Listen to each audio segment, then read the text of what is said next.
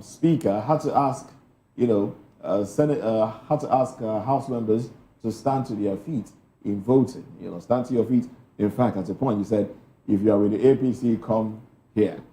If you are not in the APC and not with the APC, go there. And the decision was taken along party lines, 55 against 15, as it were. And then, when you go to, so basically, out of 360 House of Reps members, these are the ones that took this decision. What are your thoughts? You see, for me, it has always been like that. It's that's why they say the majority will have their way, and the minority will have their say. So it played out yesterday at the National Assembly, where party loyalty prevailed over national interest. And I'm not really too happy about it. This is why you have to be very careful about who flies your flag for contest. Because for me, how could you have had appreciable number of representatives at the beginning of the National Assembly, and suddenly you now have very significant numbers in opposition in the National Assembly? This is what you get. But it also shows that people are more aligned with party politics than the good of the country. Yes. Because for me, this electronics e-transmission real time shouldn't be a big burden. I think what we should be talking about is empowering INEC to be able to use alternative technology if the service providers, the telecom companies, are not able to service the whole and cover the whole lot, the whole country, then there should be alternative means of handling some of these issues. That should be the concern of the National Assembly at this time, and not voting on. And it's so ridiculous that the House of Reps that was initially on the side of Nigerians suddenly had a U-turn, and now they are also going along with the Senate, which clearly shows that the progress of this country, or otherwise, I've always said it, I've said it more than 100 times, that lies in that National Assembly. Because if this National Assembly are not pro-people members, they obviously are not. That's what I'm saying. No. Then we're not going anywhere. Initially, they seem to be pro-people, but then when the voice from above came, they decided to switch allegiance away from the people. Because they have this attitude of, what if I am a decent? Definitely, I will not be given another round of tickets. But for God's sake, there comes a time when you have to put your feet down. Even if you go under in the process, people will align with you. Nigerians will align with you, and you'll be a reference point. For me, I would rather go that way and let people know that at critical moments, I am on the side of the people and not on my own. I'm tempted to ask the question, how will they align with the people when to contest elections, you need to accumulate so much money? To run for elections, you need to accumulate so much money. And ordinary businessmen find it difficult coming down with that amount of money. So they need to rely on somebody somewhere who has money, loose money, to throw around, money to throw around. And that person automatically becomes your go-to when it comes to taking decisions. So it was made obvious yesterday that it's not about the populace. It's not about the people. It's about who, narrow interest pays the piper. It's about who pays the piper. And that's how decisions seem to be made in this assembly, this 10th assembly. We have joining us Mr. Darlington Agumo, lawyer and public affairs commentator. Welcome to the conversation. You've been following, so let's have your take, and then Chukuma will have his own take as well. This electronic transmission of results has been overflogged. I think we should be discussing more interesting things. No, but it's in the paper, so we'll talk about it. I know. It's interesting. At least decision has been taken. With tear gassing of protesters as well. I blame the opposition here. Seriously, they are not doing enough. The opposition are not doing enough. No matter how, no matter they walked out yesterday. No, it's not enough for them to walk out. Seriously, they should have mixed things up with this APC, because I know what APC did when they were in opposition. This opposition are not doing 1/4 of what APC did. Seriously, and that's why they have taken them for granted. They are doing things without even caring. They don't even bother with the opposition. They don't bother with the people. They don't take irrational decisions that will suit them. Because they know that this opposition, they are weak. They are very weak. Seriously. The things they ought to do, they are not doing it. How many people was there in that National Assembly that were protesting? How many? I expected 2 million. The opposition would have mobilized Nigerians to go and occupy that assembly. Because that was what the opposition did at Ojota in 2012. When they wanted to remove fuel subsidy. Didn't you see what happened at Ojota? So why are they not doing what they that? At least shake this APC. Let them know that yes, we too we follow. So they are not doing enough, seriously. And that is that's why I believe that this election is already done. We are waiting for results. That is the way it is now. With all this money flying right out, you have what Adeleke said. That the man said is under pressure. That people that join were collecting 500 billion.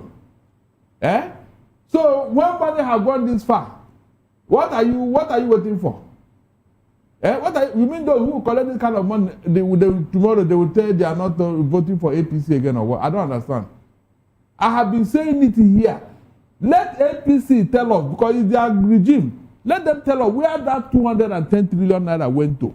Let them investigate it. We need to know. You cannot tell me that money can just disappear like that, and you are hearing all this amount of money. The election has already been monetized. Let nobody be deceived here. If they cannot get, if they cannot manipulate the vote, they can manipulate the people. It's as simple as that. And nobody will really challenge them. That's the issue. Nobody will challenge them. Because every institution has been compromised. Every institution, every professional has been compromised before 2027. As things stands now. No, it's not, but the people are still protesting. The people are still, it's how many of them? How many of them? It's not been how many of them? So how many of them? How many? How many of them? I don't think it matters. I don't think the numbers matter. Really? I don't think the numbers matter. That's why they are not bothered. When they see crowd, look, when they wanted to take Lagos State from Tinubu during Obasanjo, I told you here what the man did. He called all these his boys, and there was the intention to burn down Lagos if they come inside here. That was when Obasanjo said, let's focus on. So if the opposition had been pushing hard, the APC will be afraid that we don't want problem in Nigeria. We don't want these people to cause problem. They will slow down. Look at all the opposition leaders, how they are picking them one by one. I think they committed the worst offense. But the people that took that 210 trillion, and nobody wants to know about them. Nobody is investigating them. Is that fair? All right. Let's focus on this one. Does it seem like there will be no need to vote in 2020? Is it not obvious? Because some Nigerians are saying, they have decided on what they want, and exactly. They will have their way. So let's not even bother. Let's continue. Yes. So that there'll be peace. Let's have your take. The issue of this electronic transmission of results, I don't like the back and forth. I don't like the back and forth, as a matter of fact. But the National Assembly has taken a decision. It is left for the president, to assent the bill or not. And if it doesn't, I think after a while, the National Assembly can reconvene, pass it again, and I think after the third time, it automatically becomes law based on the number of days, interval, and all of that. I don't know, probably what is influencing my personal opinion on this electronic transmission of results is probably my background in project management. A lot of people will not like what I'm going to say, but I, for one, believe that it will have been more appropriate for Nigerians to push, the telcos, the Ministry of Communications to ensure between 2023 and 2027 that we have 100% internet network connectivity in all nooks and crannies of this country. On the basis of that, the Senate will not have that opportunity, that advantage to say, let us do hybrid. But now they have an excuse. On the morning show, you said engineers pointed out that, well, that's yes, exactly the engineers pointed out. But there are also engineers that have said, no, that is not possible. And I cite the instance of, I do a transaction with my phone. I go back to my rural community, and I said, my community is urban, if you compare it to some communities in some parts of the country, especially the north. And in my own house, I cannot even initiate a transfer of money. So I have to look for some kind of hilly place where the mast, where the network will, just roam into my phone to be able to do. I have done transactions a couple of times. They debit me, they don't credit the recipient, the beneficiary. And what do? I have to come back to the city and go to the bank. The bank will say 8 days. Now we are looking at 177,000 polling units across the length and breadth of this country. So civil society organizations, what we will have done between 2023 that we experienced when Mahmoud Yakubu came to tell us that, the presidential elections, we can't transmit electronically because there's a glitch. At that point, we should have taken up the challenge that before 2027, we should push the telcos and the Ministry of NCC should ensure that every nook and cranny of this country.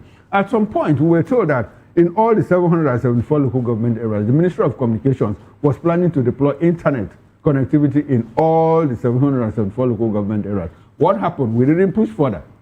Now, in my conversation with some engineers, this is what I was made to understand. That if you use this device, let's say this is the BVAS, you do your thumb printing, and then collation is done here, and it's sent. Even if it doesn't show delivered, it is sent. It cannot be retrieved. It cannot be. All right. Yes, it cannot be. Even at that, there is internet booster. That device can even help you to connect anywhere in Nigeria. And then you can now, when you've done that, you can now have your paper where you will now write, okay, this is the collation, party A, party B, and all of that. This is what they got. Now, it won't take long. This is SMS data. That's basically what you need, not what you have for bank transactions, which is 3G, 4G, and 5G, as the case may be. The speed. That's not what you need. You need basic SMS data, 2G, or even lesser, can help that transaction go. Now, it will take long between when it is sent and before you talk about meeting up at the collation centers and the rest. It will take long for that information to appear at the IREV. Now, I'm happy that you have still come back to the point that I'm raising. Do we have this? But the bottom line is, it is on the device. It is there. So if you now want to even look at things, try to balance data, you won't have disparity between what you have on paper and what you have on the IREF portal, which you ordinarily would have sent earlier on. Are you also aware that apart from internet connectivity, there are areas where there are no masts, no networks in this country? Are you aware of that? Yes, I am. So this is what I think, in my opinion, because it's like we are trying to build something on nothing. And I go back to my project management background. Sequence, you build something. We have layered, graduated build-ups, the substructure, the structure, then the superstructure. This is what we should have pushed first. Let us get the basics so that there wouldn't be this, we wouldn't be having this argument that we are having now. If we have internet network connectivity in all the 774 local government, it will be an easy ride. But look at what they have done to us now. They are saying, well, we had senators say, even in my own now the Senate president told us that in 9 states that there are no network connectivities. Has anybody gone to check all of that? On the morning show yesterday, we agreed on this table that, okay, if we need to do hybrid, let us even isolate the 9 states and say, we have it on record that in so and so polling units, in so and so local government areas, we are going to use manual transmission because they don't have network connections. You can't go by that because there's no data to prove what Ababio is saying. There's no data. He just said it off the cuff. That's what you think. No. And I'm saying that, assuming, let's even take it for granted that in those 9 states we have network issues. Some people are saying let's isolate those 9 states. In those 9 states, in the city centers, you might have network connectivity. So why don't we go to the rural areas and name them and say, okay, out of the 176,000 polling units, we are going to use manual for 4,000. And it is given, it's taken for granted. So you go back to, my point is that if we have taken care of this argument wouldn't be here, because in countries that use the electronic voting and electronic transmission of results, they don't have the kind of challenge that we have. That's why they don't get into this kind of arguments that we are having. It is sentiment that is driving this thing we are seeing. According to you. Sentiment, seriously, because the National Assembly member from the House of Rep and Senate, have they told us that their constituents, members of their have written to them that they cannot transact any business because there's no network? Can you just mention one day you have had such a complaint in the House before this thing started? So there is nothing like that. Barrister, how many times have we complained about NCC? About drop calls with NCC. How many times have Nigerians complained? You put a call through, somebody picks the call and the call drops instantly. Good, listen. If something happens once, that does not mean that it is the general... No, but it's not once. It happens all the time. Nigerians have been complaining. Nigerians have been saying, telcos, you are not delivering, you are charging more money, but you are not delivering commensurate services. True or false? It cannot be at all times. But these things exist. I said for this election, you can give them a mandate that look for this election with that particular Okay, instead of you giving order, why don't you ensure that there is availability of network? That's my position. Let's get it first. The financial implication they are considering, but for this particular election, do this. We lay foundation for trouble. And when it comes, you see, it's a general malaise. Just like we were discussing when we were coming to the office this morning. I said, because some ailments don't kill at once, we tend to relax until it gets to the final stage and start rushing. You see, the same thing that happened during the build-up to 2023 elections, where nobody took cognizance of the operational clause of BVAS and IREF until allegations and counter-allegations came up that it was deliberate, that they didn't allow the BVAS to work. And when people were trying to file cases, lawyers that were sleeping suddenly woke up and realized that you cannot hold on to it in the courts because it's an operational tool and not enshrined in the electoral law. Now, this time around, the focus is just by any means put it that electronic transmission, real time, must be part of the electoral law. Just to make sure that such things that happened in 2023 will be prevented this time around. But just like Chukwuma said, what were the foundations laid to prevent reoccurrence of this, which was supposed to be the enablement of the telcos to ensure that there is total coverage of Nigeria, wherever and whenever these things are required. But nobody took cognizance of that. And it's almost getting too late in the day for us to achieve total coverage now, before the next election. And if we don't have total coverage and the National Assembly is goaded into taking this decision of real-time e-transmission, then when there are glitches, we'll come back to it what again. We're talking about now. And then we'll be at the end of the day, we'll be coming back to that square one that we thought we had escaped. It is the leadership that I should blame here. Because if the APC leadership want this to be done, they should have told NCC from even 2023 that look, by 2027 we don't want any glitch. But since they want to use it as an excuse to rig election, why would they want it to work? That is the issue here. All right. They don't want it to work. So talk from now to tomorrow. As long as it will be to their own advantage, it will never work. Okay, we'll keep our eyes on this development as the days as more things unfold, and as long as it makes it to the dailies, we'll talk about it. All right, then let's move away for now. Now let's touch on this other headline. It's troubling.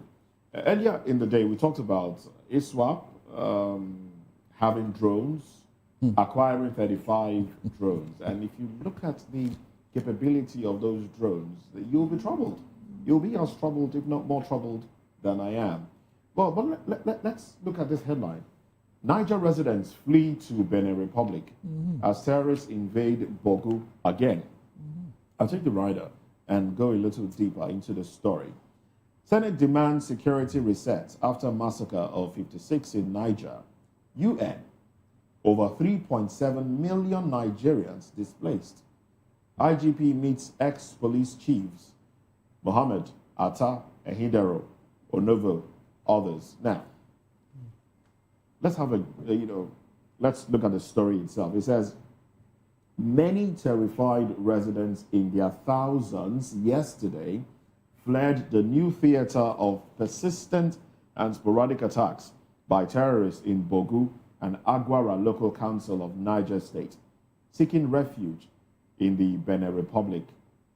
A situation worsening the country's deepening security and humanitarian challenges, which have seen more than 3.7 million Nigerians internally displaced. I'll stop there. According to the UN, over 3.7 million Nigerians have been displaced. And we're talking elections around the corner. I wonder if they will be counted at the IDP camps, if they have to vote from there. But then we have thousands running away from their land because of continued bombardment from terrorists. Now they have to go to Benin Republic. And now we also have the governor of Borno State go to, neighboring communities and say, look, come back home.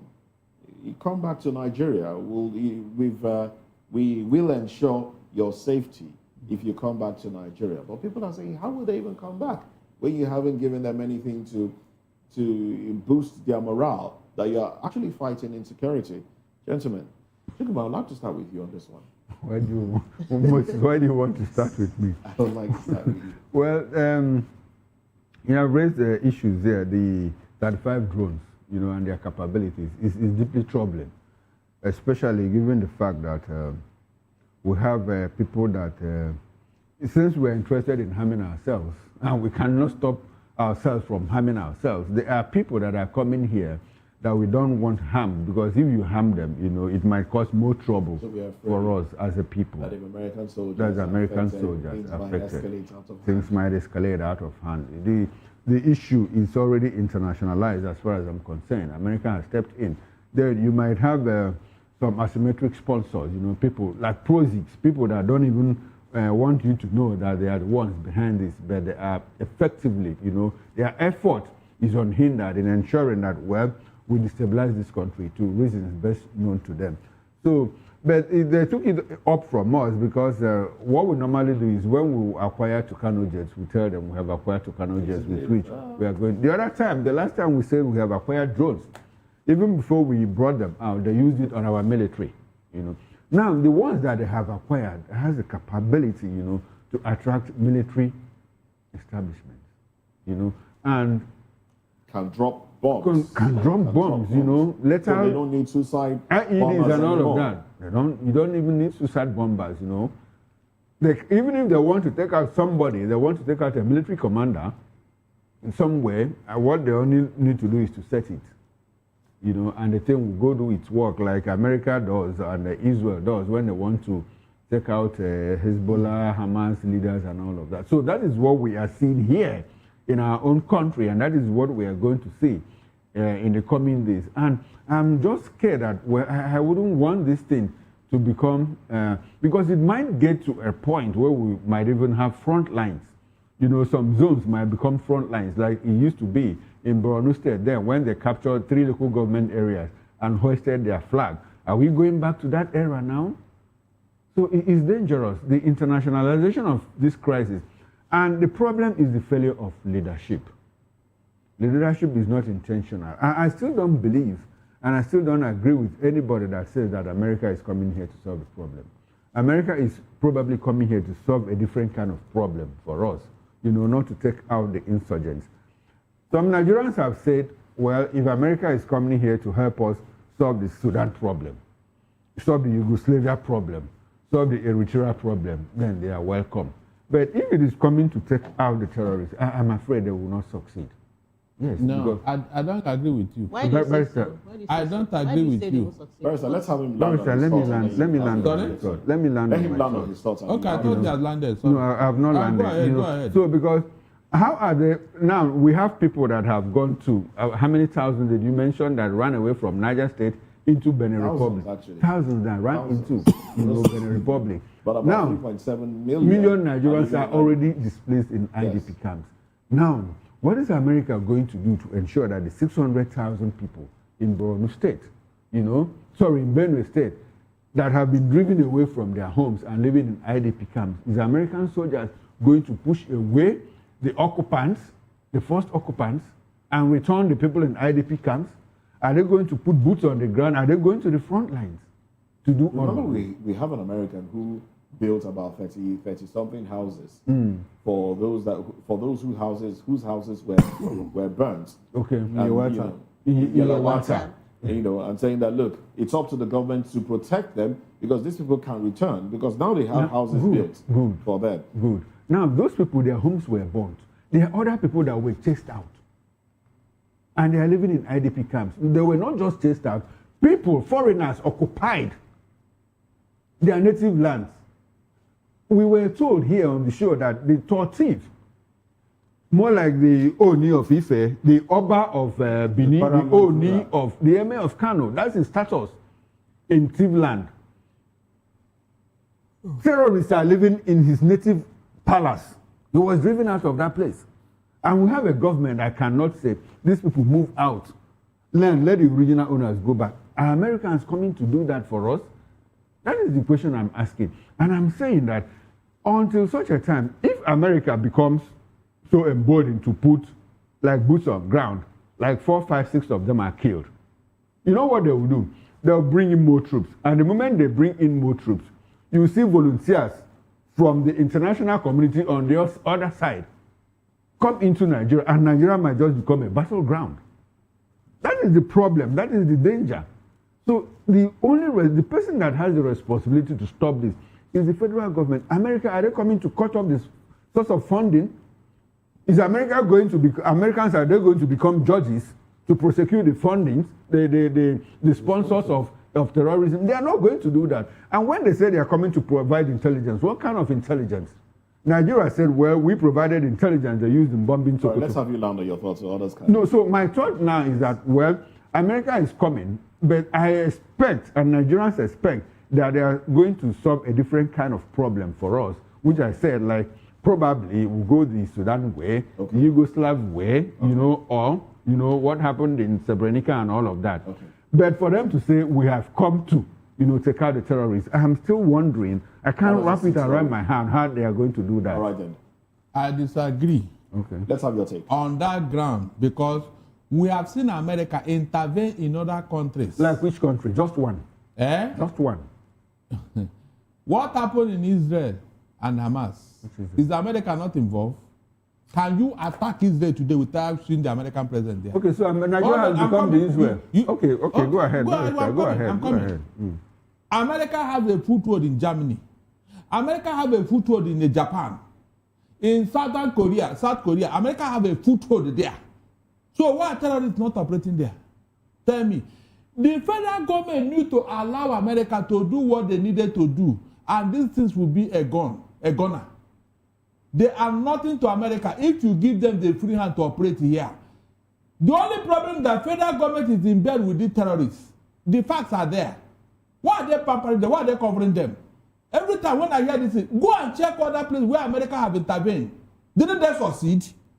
Tell me. Yeah, some would say they did not exactly succeed because there is more I'm surprised that Barrister is mentioning Japan and Germany. What has Germany got to do with this? What has Israel got to do with it? There is more trouble. There's more disunity because in those areas. You government did not give them the free hand to operate. You invited them.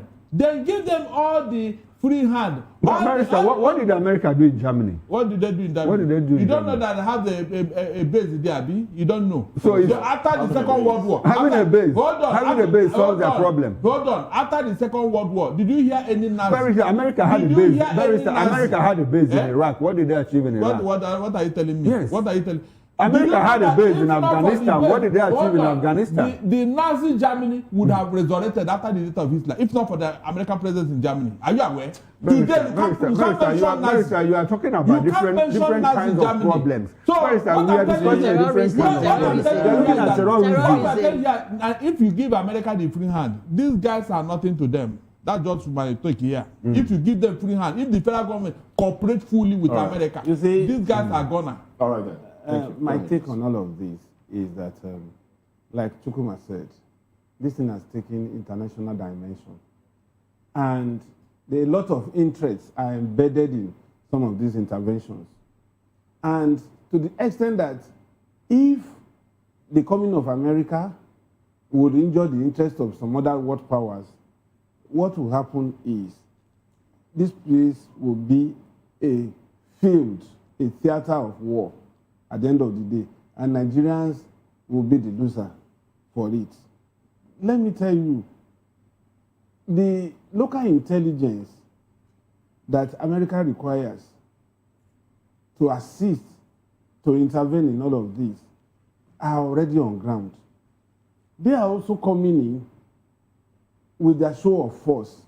But then, anything that will suggest that some toes will be stepped on, we have to be very, very careful about it.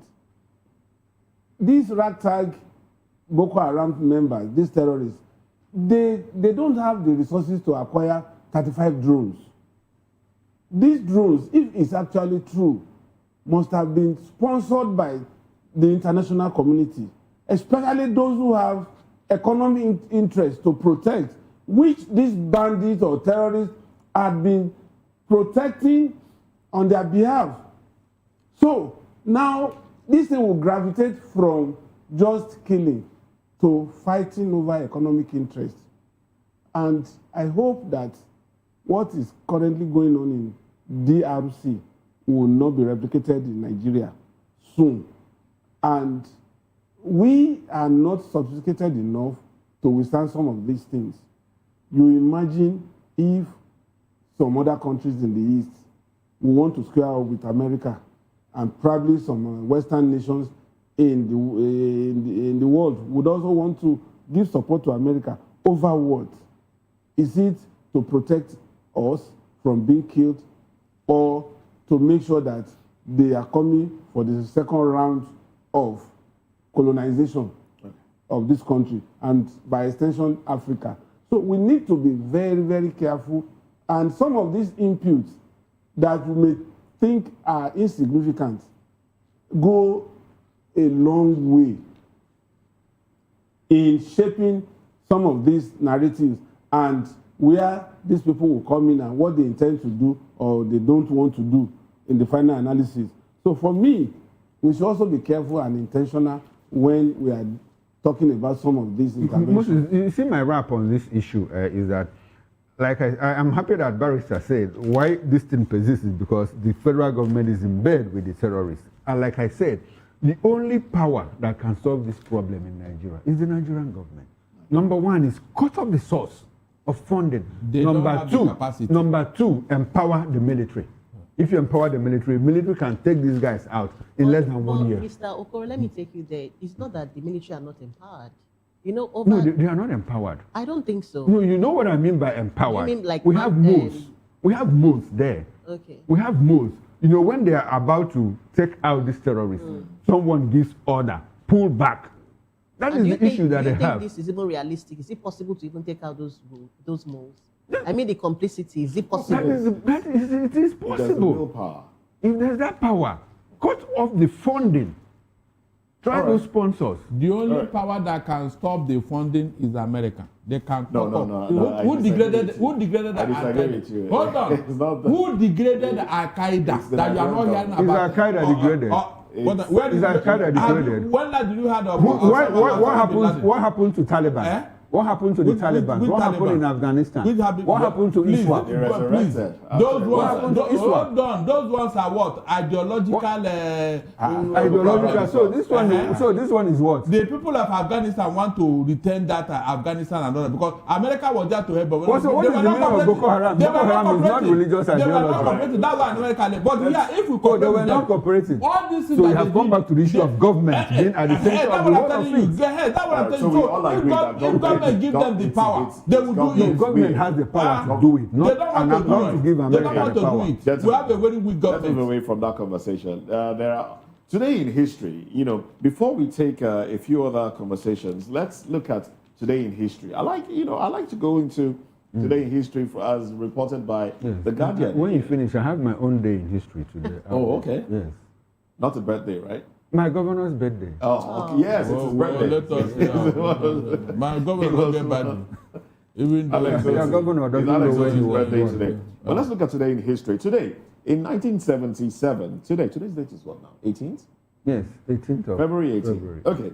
Unknown soldiers raided Kalakuta Republic, Lagos home of Fela Anikulapo Kuti, that housed his family, band members, a recording studio, and a free clinic at number 14 Agege Motor Road, Idioro, Mushi. And I'm reading this so our viewers will learn a thing or two from this and take something home as we revisit history. Now, his mother, Fumilayo Ransom Kuti, the first female to drive a car. To drive a car in Yes. Nigeria. She was thrown from a story building, from the second story building window, and later died from injuries. And then Fela did a song, about that. And who was head of state at the time? General Olusegun Obasanjo at that time. Oh well.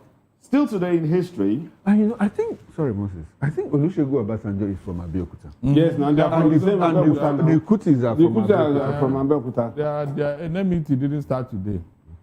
It will go. In fact, I think Fela attended BBHS as well as Obasanjo. Baptist Boys High School. Baptist Boys High School, Abeokuta. Okay. All right. Okay. We'll talk about that one.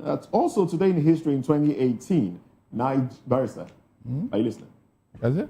Nigeria freed another 475 Boko Haram suspects following some mass trials in which most cases were dropped for lack of evidence.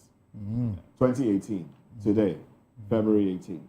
Also, snatch ballot, 2019, snatch ballot box and pay with your life, President Buhari said at a meeting of All Progressive Congress caucus in Abuja. He ordered security operatives to deal ruthlessly with anyone who attempts to snatch ballot box during the rescheduled general elections on February 23. Snatch and pay with your life. Barrister, that was Buhari of APC. You are just reminding of a history of infamy. That's what you are reading. Isn't it slash ballot box and pay with your life? So Did it happen? Did it happen? Is it his fault? He said it. Who is now the arrowhead of He this gave the thing? order. Did it happen? Did anybody snatch? Because he said the people were prevented from snatching. You didn't hear when he said that if you see anybody with a gun who is not a state actor, you should shoot him on sight. Have they shot anybody? Please, these things are just rhetorics. It doesn't help our history. All right. Well, it's history. It's something that historians and students of history should know about. Anyway, that's all the things they told us. History. Have they fulfilled But it? there's this headline here. Jane has a few headlines for us. Mostly, there's no history of restructuring, Abi. Not today. I thought it should be there. No, What the APC said about giving them power. No, we are talking about today in history. Okay. Today. Please, whenever that one come up, read it for me. No problem. I'm interested. 432 billion naira probe. EFCC extends El Rufai's detention as lawyer pushes for bail.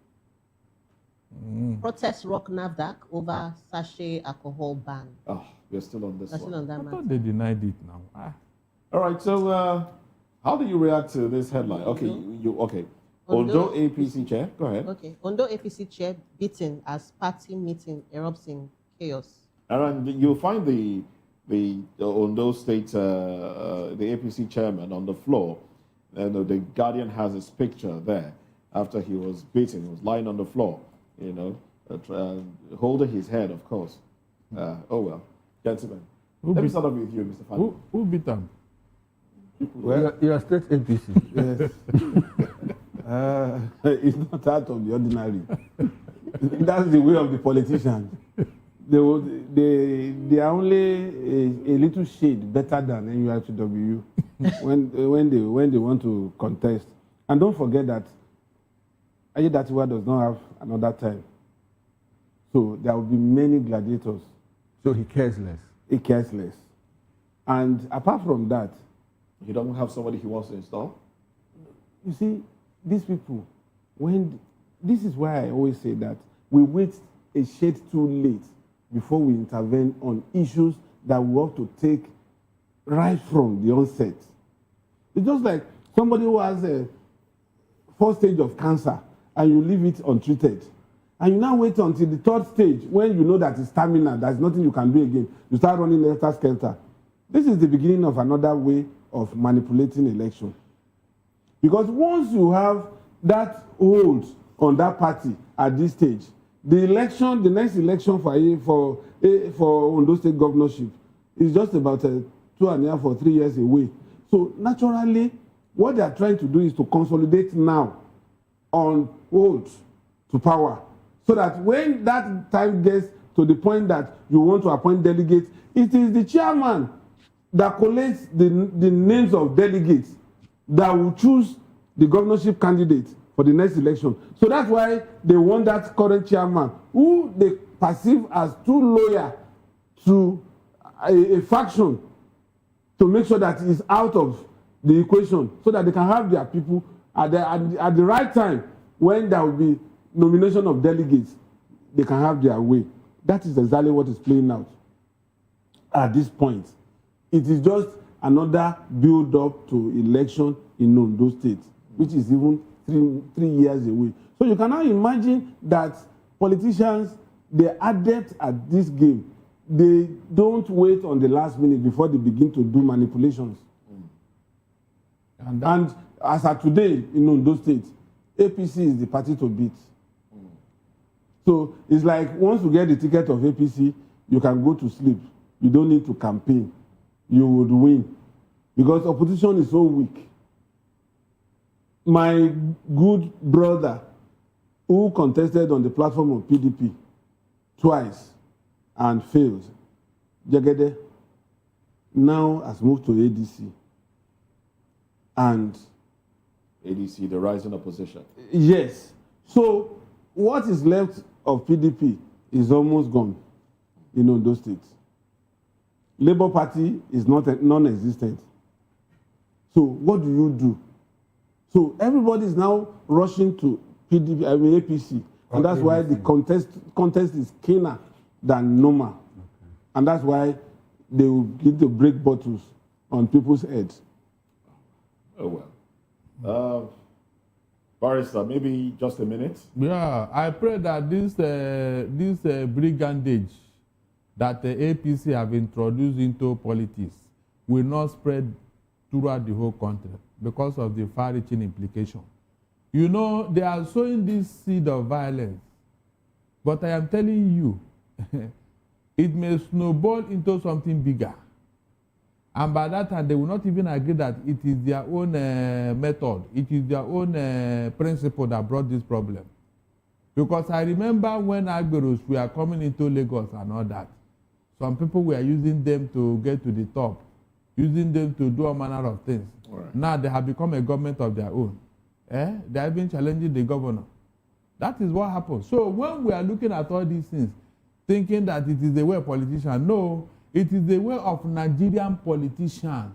That's not what they do, politicians do in America or UK. Right. It is Nigerian method, and somebody brought it about. All right, then. This would be a good place to anchor the conversation for today. Thank you very much, gentlemen. We'll be speaking with Mr. Darlington Agumo, a lawyer and public affairs commentator, and also Dele Fanimo, who is a veteran reporter, also a public affairs commentator. Chukwuma Okoro makes a comeback later tonight at 6 p.m. on Political Lens. And I'll be joined by Barrister Asim Adams. I'll travel around Nigeria to bring you interesting, trending political stories.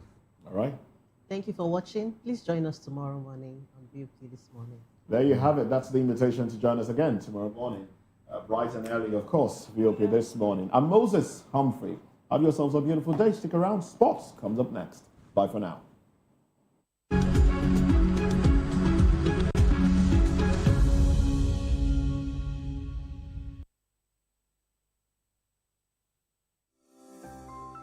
VOP TV. Now, you have more than a voice. In a world where power shapes with every headline. In a nation full of questions. In a world filled with noise, the truth needs a voice. The policies that shapes our world and the economy that determines our future. Every hour, every day, the grapevine keeps buzzing. And together, we are committed to telling the stories that shape our world, because your voice is our focus. Don't forget, our voice matters the most. Let us come together and share our concerns.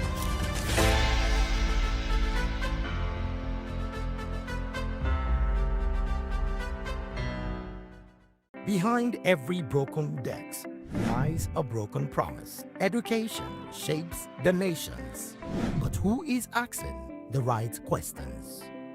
Introducing Edu Dialogue, the show that goes beyond the surface, exposes the cracks, the corruption, and the silence in Nigeria's education system.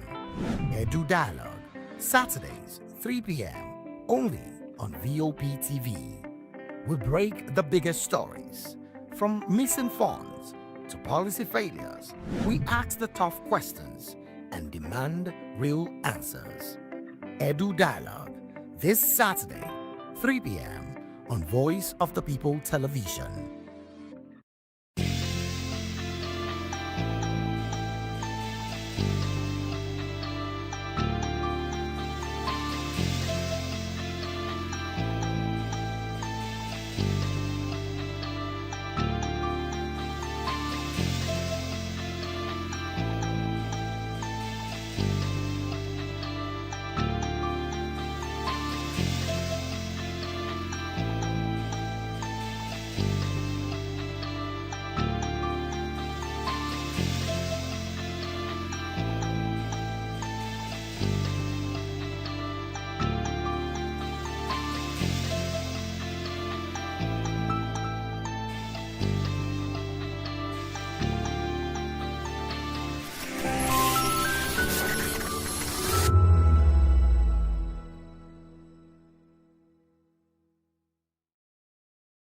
Welcome to the locker room, the home of football talk that matters. I am Jerry Arpehon. Join us every weekday, Monday to Friday at 5 p.m. Nigerian time, as we share the hot takes and hot debates in the exciting world of football. And joining me are the usual suspects, Ikechukwu and Mayowa, as we break down all the hot takes and everything that's happening in the football. Don't just watch football, live it with us. Catch us on the locker room and Voice of the People Television at 5 p.m. Nigerian time. And like I always say, if not going to the talk, please the sport. And it's Hakim Ziyech who puts the Atlas.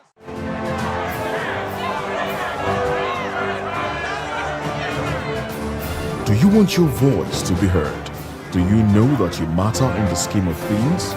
The People's Voice, the show where ordinary citizens take center stage as we discuss the biggest stories that affect you and I. With you in mind, we facilitate lively discussions, debates, and interviews on the topics that matter most to you and I. From social justice to economic empowerment, education to healthcare, governance, and more. Tackling tough topics and amplifying your voice. Join the conversation and make your voice count. The People's Voice. Make your voice count. To know the happenings in the maritime sector, join us on the program Maritime Frontiers on VOP TV as we discuss key areas in the maritime sector from aquaculture, maritime transportation, maritime labor regulation, oil and gas exploration, ferry and passenger insurance, marine pollution and prevention, port operations, and lots more. Maritime Frontiers, exploring Nigeria's blue economy.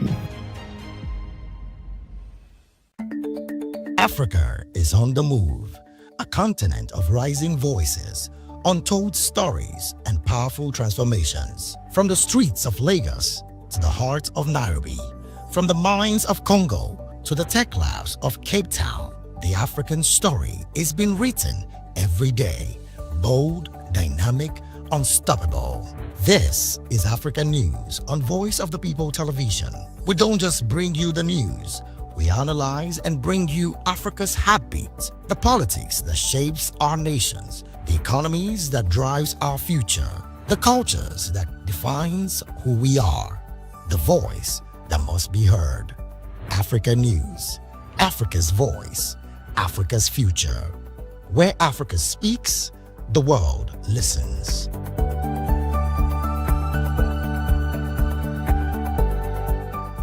In a world where truth is the ultimate power and opinions scream the loudest, it's time to wade through the noise. Hunger no get tribe.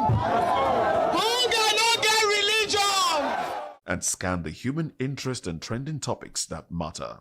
Stay tuned to The Issues, your plug to the stories making the buzz, from politics to science and technology, social justice, and more. Let's tackle the tough questions and expose the truth. The Issues on Voice of the People Television, Mondays to Fridays, 8 to 9 p.m. The Issues. Don't just react, understand. Hello there, my name is Damilola Ogunsi, also known as the Goldfish. Hi, my name is Chiki Bright Emmanuel. I'm an actor and a filmmaker. Hello peeps, my name is Yomi E. Adejimo. Hi everyone, I'm Paul Utomi. Hi everyone, my name is Stacey Benjamin and this is Voice of the People TV. I need you to keep it locked to VOP TV. See, are you looking for good entertainment? You want to get good movies, good music, politics, talk shows, sports and entertainment. You really want a channel that gives you everything you need without you having to run around. VOP is where you are. That's Voice of the People. If you're not listening to this, you're not one of us. And you deserve to be killed. Scrap chat. Don't be killed, but watch it. Or I'll find you. And I want you. And you are locked on VOP TV. Don't go nowhere. This is where the juice is. This is where all you need for entertainment, politics, movies, and whatnot. And keep watching VOP TV. So keep it locked because I'm locked already, man. And it's money back guarantee. So you're going to have a good time because I do. And please keep watching VOP TV. I won't want you actually. I beg you, subscribe. Watch it. If not, whatever you see. You better not touch that die because VOP is the plot.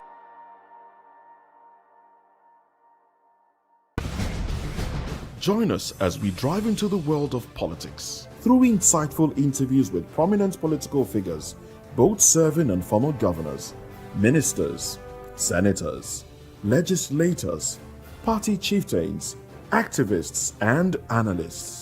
Get first-hand information into the decision-making processes that affect our daily lives. Highly engaging one-hour program that brings political discourse into focus. I am Chukwuma Okoro. Political Lens, Monday through Friday, 6 to 7 p.m. Join us. We encourage you to click on the like button and subscribe to our YouTube channel. We are Voice of the People TV. Also follow us on all our social media platforms. We are at VOP TV Live. Visit our website www.vop.ng for fresh and trending news. Also watch us live on SLTV channel 264.